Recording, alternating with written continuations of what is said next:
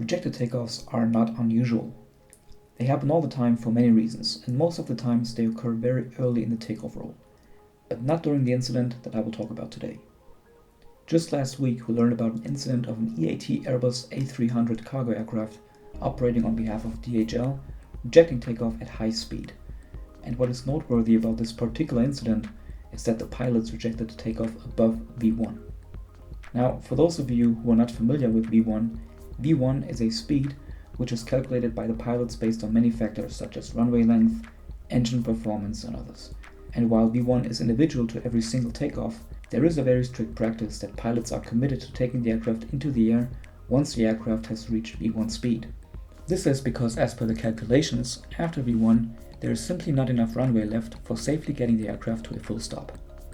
Now, based on reports being published over the past days, in the incident from November the pilots tried but could not get the aircraft to leave the ground, and as such apparently they decided to abort takeoff despite having exceeded V1 speed. Luckily the aircraft did come to a complete stop before the runway end, and other than a number of deflated tires, nothing else happened. This really is a rare incident, and I checked online to see if I could find similar incidents. A quick search resulted in 2 additional incidents where takeoff had been aborted beyond V1 speed. However, there doesn't seem to be a large number of incidents of that nature. But why did the airplane not fly? The ongoing investigations point towards an incorrect trim setting. The trim setting essentially sets an airplane's stability that if no control inputs are given by the pilots, the plane will maintain the current attitude.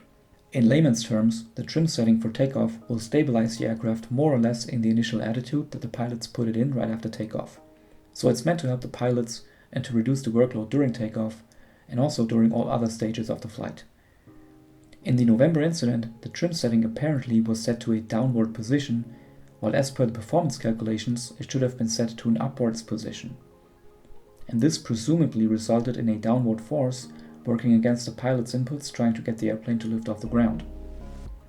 This is of course all preliminary information, and we should all wait for the final report and leave the conclusion making to the experts. Nevertheless, I found this to be an interesting topic to cover and share with you guys. And if you want to learn more about this particular incident, there's tons of reports available already online. Also, if you like this type of content, please let me know in the comments which topic you would like me to talk about next. I mean it, send me those comments. That's it for today. I hope you liked this video, and if you did, please give this video a thumbs up. All for now, and we'll speak soon.